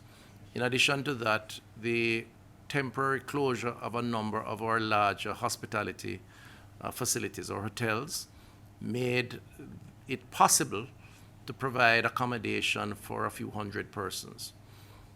The suggestion or recommendation that we now move back to that has to be contextualized or balanced with the practicality of that implementation. Because frankly speaking, we would not have the number of beds or buildings or institutions that would be able to accommodate the type of numbers that are coming in and are required to be quarantined for 14 days in the first instance. So, you know, as I said earlier, we have nearly 28,700 plus persons who are in home quarantine. The truth is, we would never have been able to find 28,000 facilities or rooms or beds to house these persons. If that number continues to rise based on the policy position of government to allow for the movement of persons in and out, and of course that could change depending on the risk profile, and we get more positive cases, which frankly speaking we expect to get as the risk profile changes, it becomes also increasingly difficult to house positive cases in institutions or hospitals, and the option of housing some of these positive cases, the ones that are asymptomatic in a home context is going to have to be more a norm than an exception, because it's just about how you manage the sheer numbers. And frankly speaking, persons who don't require hospitalization because they're asymptomatic, what they really want or should be given is an isolation facility, where a home could be quite suitable once that inspection takes place and they follow the protocols that are aligned to the isolation procedures.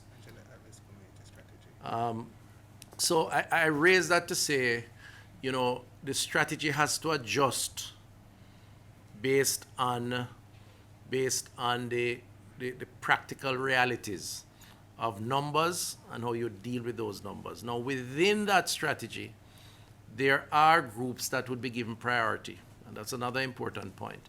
So our at-risk communities, the persons with comorbidities, the persons who are older, the older population, they are the ones who we have to prioritize and have been prioritizing and giving them the hospital care or beds, and in some of the other facilities where we have that kind of support that can respond to any complications that they develop.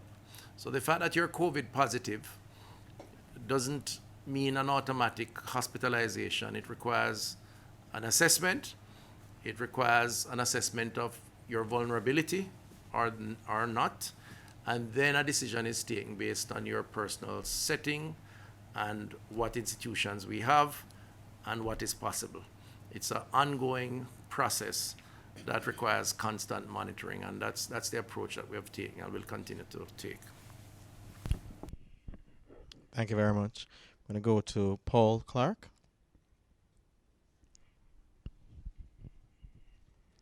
Paul?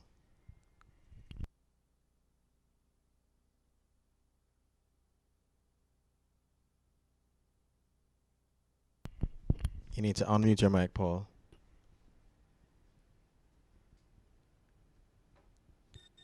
Got that. Yeah, good evening, everyone. Right. Minister, two quick questions here. One, are there any plans to,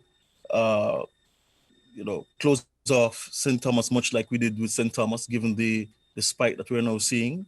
And secondly, could you say if there's any evidence of a link for persons who have contracted the disease of this number who may have been part of any political gathering? All right, so the issue around closing off is a function, of course, of the cabinet based on recommendations from the public health team. And as I said earlier, discussions will be had tomorrow to further assess where we are and what the risk represents and how to respond. So I'll ask your patience on any decision around that. And I think you meant based on what we did in St. Catherine, not in St. Thomas, just correcting you. On the other issue of political activity and COVID cases, I will defer that to the Chief Medical Officer, since it is in the contact tracing of positive cases that a determination is made in terms of types of activities and so on. And I have not been given any report to suggest that, but let me ask her to comment, because I think she may have some other activities that she thinks may be related to some of the cases we're having now. Right, so the large number of cases that we are seeing now are coming from tests that were done between the 10th of August and the 17th of August. And those are tests that have been done over the last two days, because we've had a large number of cases yesterday as well. Now, the average incubation period is 14 days. However, what we have been seeing is that or I should not say the average incubation period, the extent of the incubation period goes up to 14 days. But what we have been seeing mostly is an incubation period of in the region 5 to 7 days. So what we are actually seeing are probably resulting from activities that occurred over the holiday period of August 1 to 6. So we know that there were a number of gatherings and parties at that time, and we believe that some of what this is happening now 2 weeks later is as a result of those activities there. So we're always 2 weeks behind whatever event it is that triggered, or the activities that triggered what we're seeing now. So I would think that that period of time contributed to that. And so we have to really exercise caution in terms of gatherings at this time, because there is obviously a high risk of exposure, and eventually we will see cases, and we can ultimately see severe cases that can result in deaths. Thank you very much, CMO. We're going to go to Damian Mitchell.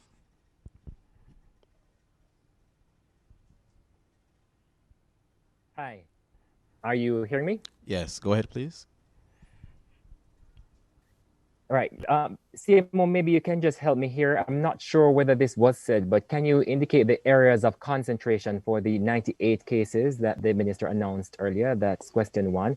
And two, to the PS, I imagine that the budget you had initially made public for the COVID fight would have been exhausted by now. Can you say what's the new budget that you're working with in respect of the response to COVID? I have two other questions, but I'd appreciate if you're able to answer these first. All right, so let me just read what I had said earlier, Damian. The cases recorded are in St. Thomas, 5 cases, in Clarendon, 7 cases, in St. James, 4 cases, in St. Catherine, 17 cases, Kingston and St. Andrew, 53 cases, St. Mary, 3 cases, St. Anne, 3, Westmoreland, 2, and Manchester, 4 cases. So that's the spread by parish. I mean, there's a further breakdown by area, which we didn't mention here, but the team has that information and are working with it to determine extent of spread. The other question, I believe, PS, your budget. So thank you very much. The budget is not yet exhausted. You recall in the supplementary estimate that we received in May of this year, an additional $6 billion was provided to the Ministry of Health and Wellness for our COVID response. Of that amount, we have approximately $3.2 billion that has been expended to date. You would understand that because of the nature of the response that we are undertaking, the bulk of the expenditure occurred front end when we made procurement for the equipment and the retrofitting of infrastructure within hospitals to respond in preparation for the response. So what we are now dealing with are expenses that has to do with the field operations, expenses relating to the additional hours of work, relating to staff that are in the field doing contact tracing, staff within hospitals that are dedicated to the COVID wards, that a special allowance was provided and approved by the Ministry of Finance and the Public Service.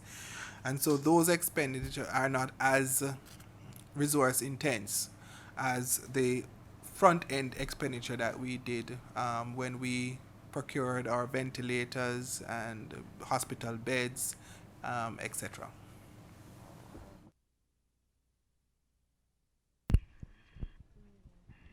We're not hearing you, Damon. Please unmute. It has now shelved. I'm not muted here. All right, repeat the question, please. Are you able to hear me now? Yes, repeat the question, please. Are you able to hear me now? Yes. Just a follow-up to what Althea was asking, is it that the health ministry has now shelved the idea of a field hospital or field hospitals? And the final question to Dr. Tufton, can you now say, as a follow-up to a question I asked earlier this week, whether the government has reported to the police Dr. Ryan Simpson for disobeying allegedly the Disaster Risk Management Act?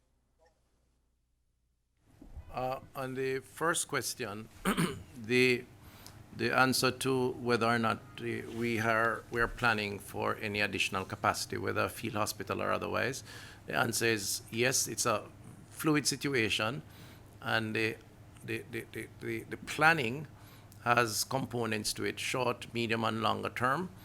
Given where we are now and what we're seeing, we have to prepare for the possibility of greater demand on the public health system. Thank God we are able now to, even with the numbers, to manage what is happening in terms of hospitalization and treatment. But, so much of this is dependent not just on us, but on the extent to which persons comply with the rules. And, that is going to determine how much more we have to do in terms of building capacity. So the field hospital is on the table still. And in fact, there are discussions taking place with a bilateral partner around sourcing this facility. And at the same time, however, the discussions around expanding areas for quarantining or isolation outside of the hospital setting, as I had said earlier, that is ongoing, as the PS had said earlier. And so everything is on the table. What we want to do is to try to do it in a timely manner, but also do it in a way that is efficient in terms of how we spend the resources, because there is an issue of limited resources, and so the priorities have to be given preference. On the other issue of the police and the candidate, as far as I know, based on a public announcement that was made, the candidate has been replaced.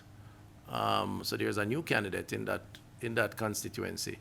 I can't, as far as I'm almost sure I saw that, but you put me on the spot when you asked me about the secretariat of the political activity, because I'd prefer you direct that question to the general secretary or to the chairman within the party. But I don't know. I really don't. I know the question you're asking. I know I'm not hearing. I'm sorry, you. Dr. Tufton. Yes. I'm sorry. That's not the question I'm asking at all. The question I'm asking is a follow-up to the one I had asked you earlier this week. At the time, you were not aware as to what had happened in respect of Dr. Ryan Simpson. Right. I'm asking you now, 3-4 days later, whether you have now made that report, or whether the government or any of its agents have made a report concerning Dr. Simpson and his alleged breach of the Disaster Risk Management Act. And this is consequent on what the Prime Minister had said, that the days of moral suasion are now over. And as I said last time, and I will say again, the extent to which any individual breaches the Disaster Risk Management Act and the particular orders that are put out periodically, any individual at all would be subject to the penalties that are ascribed under the order or the act. I don't have details of this particular case. I mean, forgive me for perhaps being distracted by other very important issues. Not that this isn't important, but I don't have the details, and I don't want to venture a response if I don't have the details. All right? Thank you. Thank you very much, Minister. We're going to go to Dashan Hendricks. This Dashan Kirk right here. I want to know, I asked the minister last week about schools. Mm-hmm. Are we still on track? Minister, have decided yet if we're still on track for schools September 7th? Right. So, sorry to sound repetitive, but as I said before, the risk assessment and recommendation as it relates to public health ultimately influences a decision by the cabinet, and the subcommittee meets tomorrow, at which point a discussion will take place. I did venture, however, sufficient to say that the cases that are numbering now 98 today over the last 24 hours and splintered around the country is cause for concern. One cannot help but being concerned about that, because it does have implications for movement, it does have implications for congregating, it does have implications for how we assess the risks around school, around kids playing, interacting, and of course going back home to their families, and whether or not it is safe at this time for them or for their families or those they interact with. But again, the decision will be made at the level of cabinet, and I'm sure the Minister of Education will inform the public in short order as to what the plans are. Thank you very much, Minister. We're going to go to Jamaica Social.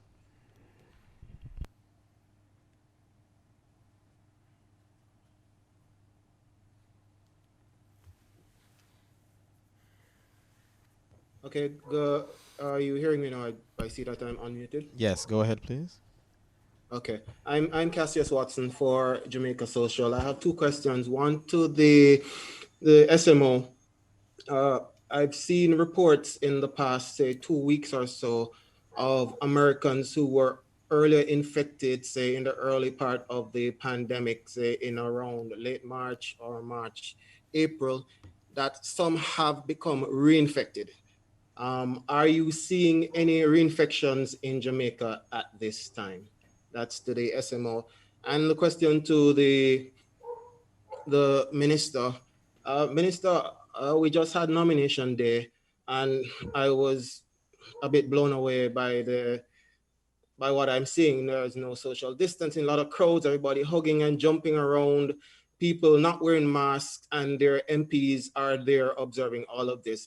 I put it to you, sir, that if the people at the top who are governing this country cannot set the example, how is it that those below are going to follow these protocols that you fight so hard for Jamaicans to follow?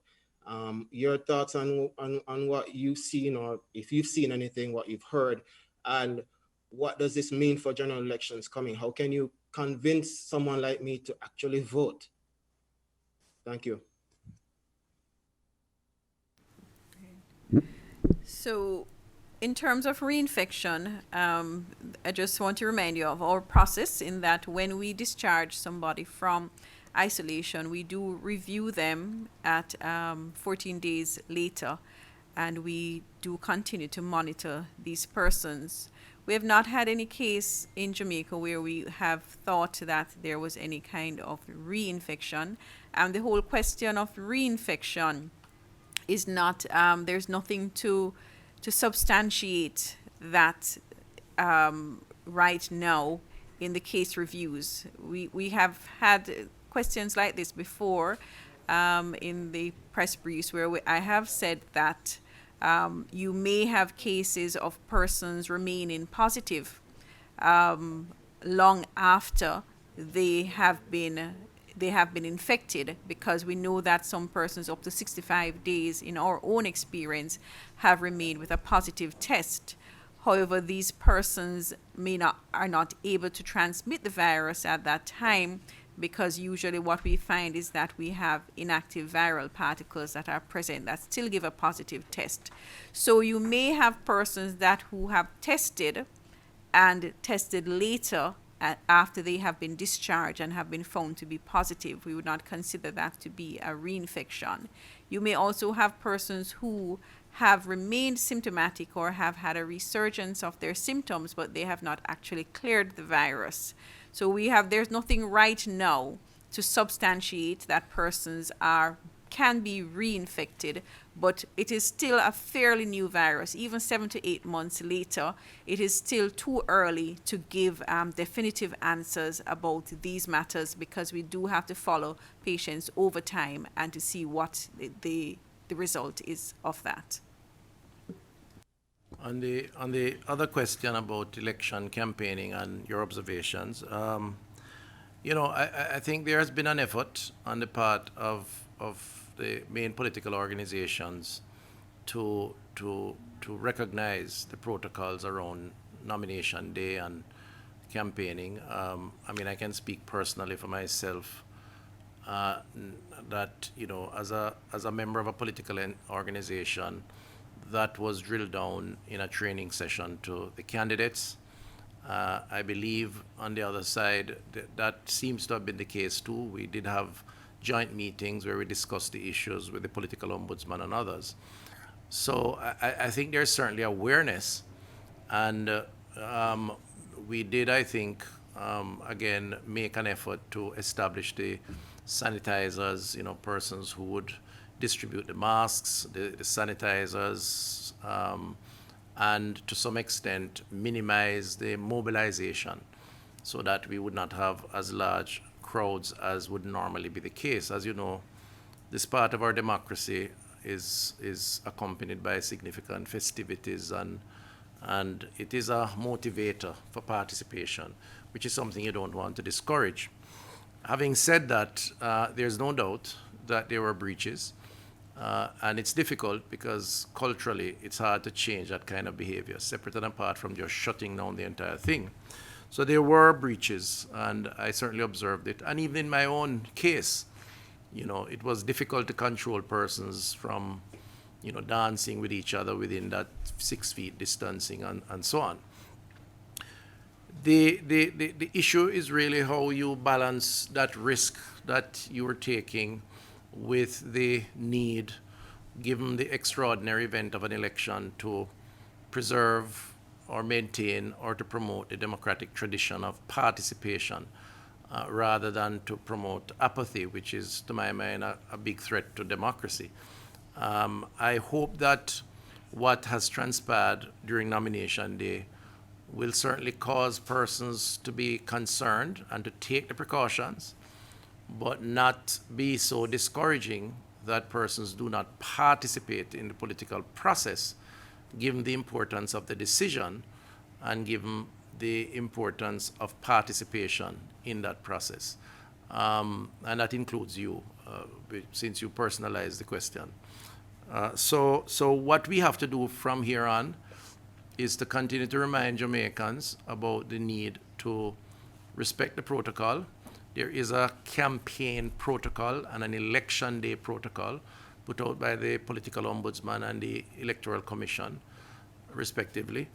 And we will have to, from the political standpoint and the leadership standpoint, just keep reminding our followers and those who are critical to the process, as well as our voters, to observe those protocols. And I believe there's an effort to do so, but I also think it's a very difficult task given the tradition of political campaigning and electioneering in Jamaica. So we just have to continue that process.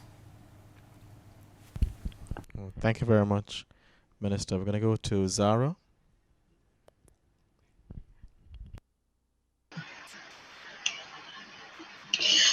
Good night, everybody. My question is for the Minister.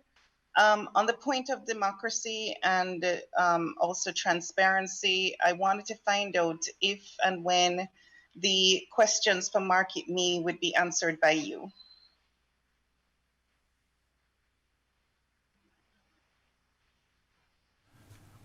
I'm not certain which questions you're referring to, but I'll repeat what I've said in the past.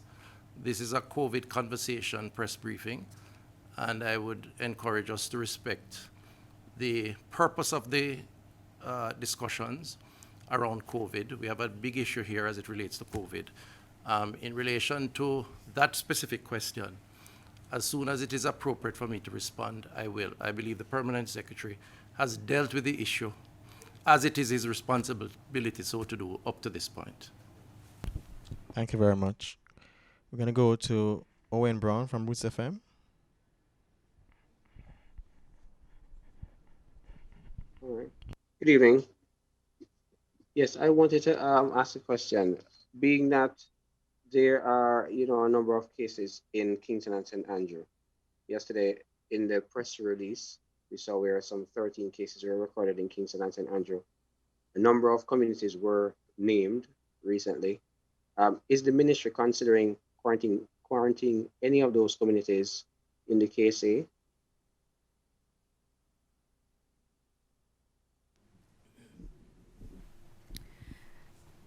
Certainly, we are looking at the different areas. I mean, even from today's results that we have not had enough time to really delve in deeply, but we are seeing the same communities being affected somewhat today as they were before.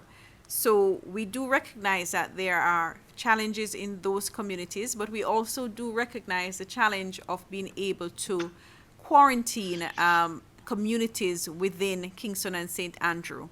But we are looking at all options, and as the minister has said, that there will be some discussion tomorrow in terms of the types of restrictions that will be put in place in response to what has been shown to be happening over the last couple of days. All right. Thank you very much, CMO. Our final question is a follow-up from Emma Lewis.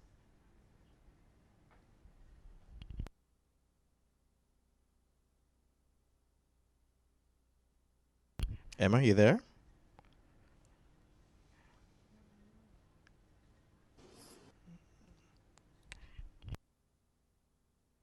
Sorry. Yes, actually, I was going to ask about the Kingston St. Andrew communities as well, whether you had any kind of breakdown or whether there are any additional communities that you're concerned about in Kingston St. Andrew, whether it's from a sort of scattering of that list of communities that you gave us the other day. So it's similar to what Owen just asked, actually. Thank you. The communities that we had publicized were communities that we were seeing a heavier load compared to other communities in Kingston and St. Andrew. But several communities across Kingston and St. Andrew are in fact affected. So it is not confined to those areas, but these areas appear to be more troublesome. And so we have to look particularly at these areas to what kinds of interventions that we are doing. And presently we are working with the Central Ministry team is working with the Kingston and St. Andrew Health Department to effect measures within the community, including increasing health promotion and education in the community that we've already started with those kinds of measures already. Can I just say something on that? I think that, you know, in mentioning these communities, it's important to appreciate the balance that has to be struck between the possibility of some discrimination taking place against members of the community, because it does happen, and it's something that we want to guard against, but also the need for the public to have the information and to hopefully use this approach to overcome the complacency that I think is setting in and has set in among segments of the population. But at the same time, I want to give or offer some advice respectfully to all, and that is that at this point in the COVID response, I would advise all Jamaicans to assume that every single person you come in contact with is potentially a carrier of the COVID-19 virus. Every single person, barring none, whether it is a relative, a friend, or just a man on the street or in your community. And what that, I believe, should do, and I think it's important, particularly now, it will encourage us to abide by the protocols that we have established as a country, the masks, the distancing, the sanitizing, the avoiding persons with symptoms, a cough, a sneezing, no matter if they tell you it's your sinuses or some other ailment. You know, if we take that approach, it will hopefully encourage us to live by the protocols that we have established. And it's not an invitation to discriminate, obviously, but it is an encouragement to recognize that you really do not know who the next carrier is. We really don't.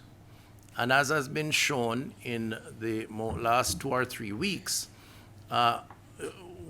you'll be surprised who the next carrier is, because the COVID virus is no respecter of persons.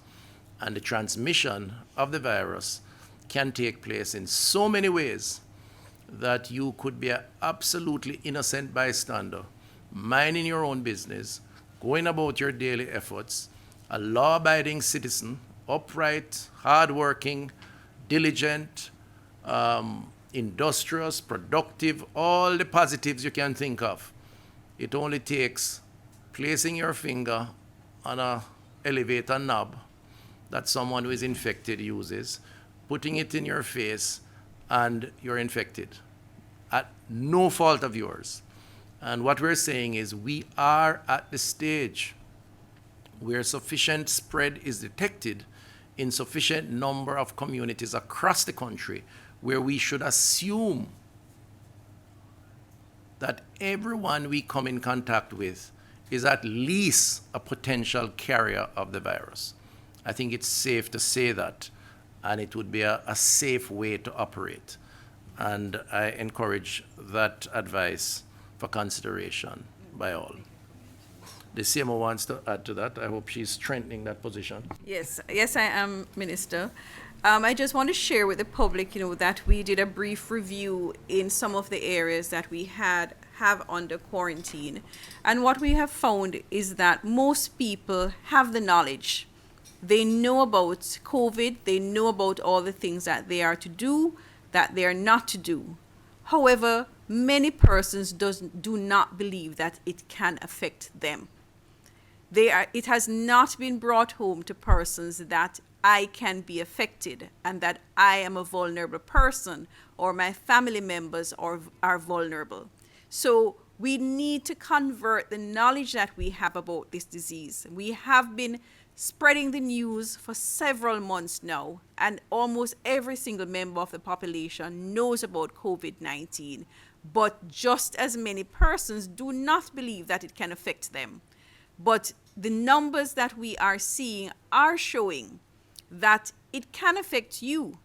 And the fact that we have seen an increase in the number of cases that are local, that we have categorized as local transmission, not linked to an imported case or an import-related case, suggests that we are coming into contact with persons who have been exposed to the virus who do not know that they have been exposed. We are coming in contact with persons who are infected with the virus, who do not know that they have been infected, who do not recognize that they had come in contact with somebody who was infected and are now transmitting the virus. It is very real. It's very real, and the number of elderly persons that we are now seeing that are becoming infected suggests that younger persons are bringing the virus home to these elderly persons. We must exercise more caution because coming out of more cases, we can go into a position where we have more hospitalizations and more deaths. Somebody asked earlier about whether or not we were in community transmission. Community transmission is a classification that is done by WHO. And the fact that we have not reached to the point where we are classified as community transmission is not to say that there is not significant spread within these communities that we have been seeing the large number of cases. And it is not to say that we don't have spread in all the communities right across the country. We are having spread. I mean, we are having bedroom spread, bathroom spread, household spread, yard spread. It is being spread right across the country. So we may not reach to a classification where we are calling ourselves community transmission, but don't get into a complacent state where you think that because we are not classified as such, there is no spread in the country. There is spread, and there's spread enough for everybody to be cautious and to take the necessary precautions. Thank you very much, CMO. Thank you, Minister. And thank you to all our media colleagues on Zoom. We're going to ask our Minister just to give his closing remarks. Thank you very much, Steve. Just for academic purposes, and we remain concerned about our colleagues, and it's not an indication to be complacent, but Trinidad has recorded 81 cases today, Guyana 70 cases, and Aruba 91 cases. Countries that are a lot smaller than we are in terms of population. Again, not to be complacent, but just to contextualize the extent of spread of this virus. Indeed, today worldwide, we have had almost 270,000 cases. So, I raise that point in closing to say that COVID still a keep. COVID is still a global public health threat. It's still affecting populations around the world. it still potentially has the risk profile to cause significant harm and even death. And of course, the other implications are the economic, social, and other disruptions of normal life or normal living. Our position is very clear in public health. Firstly, that we must recognize the realities of COVID, the threats, the risks. Secondly, we must see as part of the new norm our approach to living with COVID. There's no question now about getting rid of COVID. It's about living with COVID. And the protocols are so important that we have to train ourselves to become a lot more compliant and make it a part of the new normal.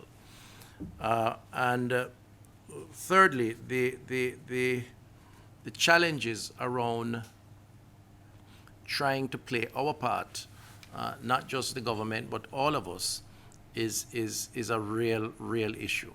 Now, we have said that the more we adjust, we're on record, the more we adjust from almost total shutdown, we never shut down totally, but certainly significant restrictions in terms of travel and movement, is the greater the risk would likely be, given that there is significant transmission in people movement. And so say, so done. We're witnessing the increased number of cases with the increased restrictions being removed for persons coming into the country, most of them Jamaicans, but also some non-Jamaicans, businesses or business travelers. We have cases of persons coming in for business on contract who, having been tested, are positive, multiple cases.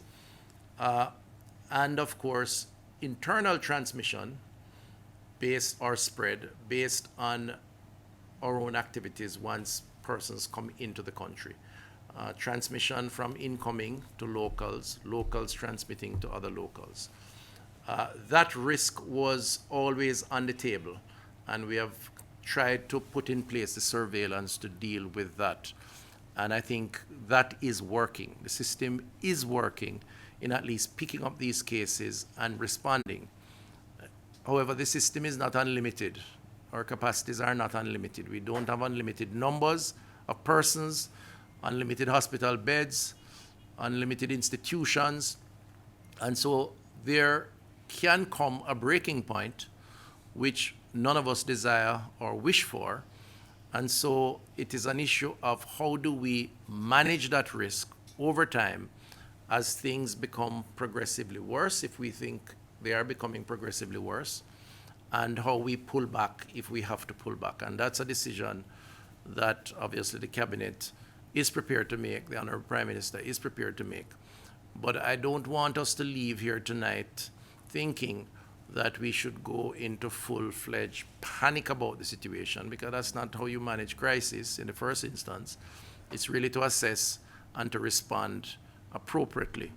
I think Jamaicans can be safe, can remain safe, can overcome the risk of COVID if we follow the rules of engagement, the protocols. And this is why I say, assume that others are not, and ensure that you do. It's like defensive driving. Assume that the other driver doesn't understand the road code, and you take all the necessary precaution just in case that driver has to confront you in a way that is wayward. And I think if we do that, then all of us will end up playing our part. As I said, everyone counts. The government is committed, the team is committed, and I want to thank them for the work that they have been doing. We will keep the public informed, and if there's a need for us to increase the press briefings, because we think information needs to be more frequently transmitted to the public, then we will do so. We will continue to provide the information and communication to all and the encouragement, and we ask that we all play our part as we seek to overcome the challenges of COVID. Thank you very much for listening, and thank you for complying with the protocols that have been established. Hello? Hello? Hello? Yeah, you. Hold on, and a pandemic winner. You're not wearing a mask, you're not washing your hand, and you're not keep the required 6 feet distancing from other people. And what could I really cause you? You need to stop it. That no mask, no wash, and no distance something there, nah keep. You know what keep? COVID-19. Yeah, it not gone nowhere. COVID-19, they are same way. So here what you are going to do for all of we. Wear your mask, wash or sanitize your hands pan a regular, and yeah, keep your distance, please. And thanks.